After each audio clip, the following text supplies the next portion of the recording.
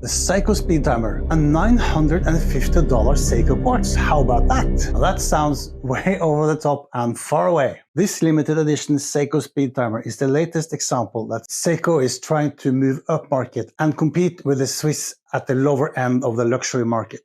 And when I first saw this at my local Seiko dealer, I thought immediately that they had lost it completely. At 9,998 Norwegian kroner, that's close to $950 or 650 British pounds. My first reaction, a blue chronograph? Meh. At only 39mm, it looked so small. Double meh. But it did look nice and special.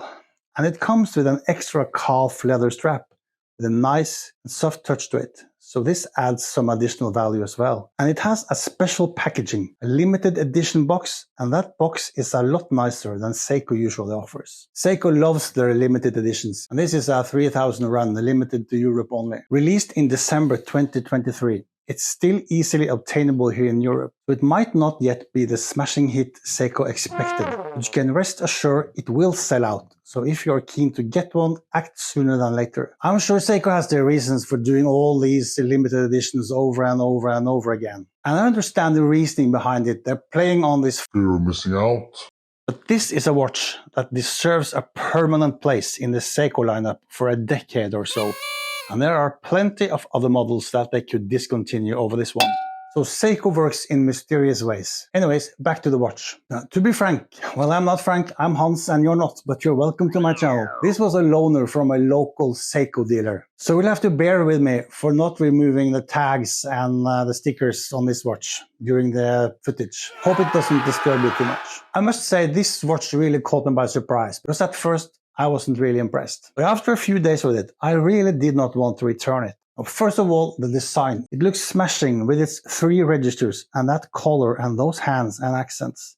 Can be a bit of acquired taste, but it's a very good looking beast of a watch, and there is a lot to like here. The stainless steel tachymetry bezel, the power reserve indicator, the applied Seiko logo and indices, and the lovely orange chronograph hands and the minute hands. And the bracelet is the standard Seiko bracelet in this price range. And I actually quite like it. It's nice enough and I got a good fit even if it only has 2 micro adjustments on the small clasp. The case sides are polished and the rest of the case is brushed, and it's all nicely done. It is a stunner. Even with a date window between 4 and 5, I'll take it. I'll take it. Seiko says that the Speedtimer is inspired by the classic 1960s Mediterranean blue automobiles, which were the height of fashion when the Speedtimer was first created. There are several features on the watch inspired by this key time in Seiko history. The dial has a retro-style matte finish, and the orange accent coloring takes its looks from an automobile speedometer. Yeah, I get it.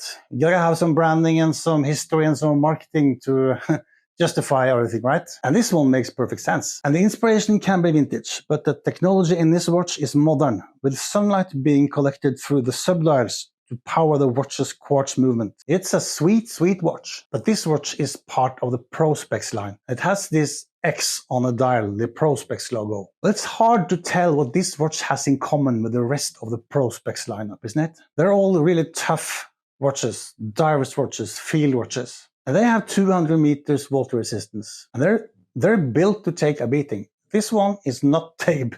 It's not built to take a beating. Imagine beating up those chrono pushers, huh? And this Speedtimer only has 100 meter water resistance, so it's clearly not a diver's watch. Nobody told us that the Prospex line was exclusive to diver's watches. But that's what this model series started with and had exclusively for years. So when they introduce other kinds of watches with less professional specifications, we are allowed to question the logic behind this. And in this case, the X on a dial makes little sense and adds certainly no value, only clutter. So I don't get the Prospex professional specifications. Now, before we get into all the specification details, here's today's wrist check. I'm wearing this awesome watch. It's the second hour Mandala. It's a stunner and a pretty special piece. So make sure to subscribe so you don't miss my review of this one. It's coming out pretty soon. Here's the so-called professional specifications of the Speedtimer. Case length 45.5, 13.3mm thickness, 20mm lug width. Has stated accuracy of -15 to +15 seconds per month. And this is a quartz solar movement.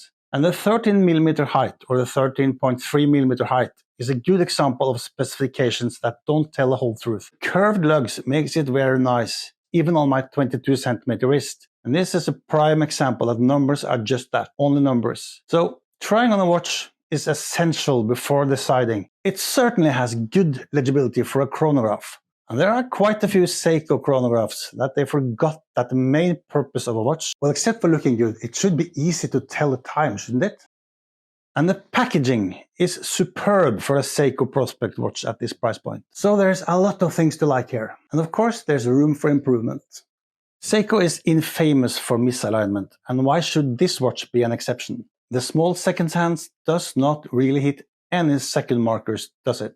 And that Prospex X on that dial really has got to go. The date window, that's not my favorite position. I understand it's not easy to put it anywhere else on a 3-register dial, but how about they use the 24-hour register for the date rather than having a date window? It would ensure a much cleaner look. Even though the specifications are good, I still think the price is way too high for a Seiko Quartz watch. It should be more affordable than this. And there's a lot of great looking chronographs to choose from $260 from brands such as Dan Henry if you like this vintage racing style. But if we narrow it down to a baby blue dial, 3-registered, solar powered, let me know in the comments which baby blue dial with 3-registered and a solar powered movement you would choose over this. And also bear in mind that the Seiko brand is super strong. And they pump out great watches these days, even though the price is higher and the quality control is average minus at best, but we're used to that. It's always easy to sell a Seiko if you want to get rid of it. So if you can get a good deal on it, go get it. I know I will, and I don't think you will regret either. Now make sure to catch this video. It's pretty good too. Thanks for watching. See you in the next one. Take care.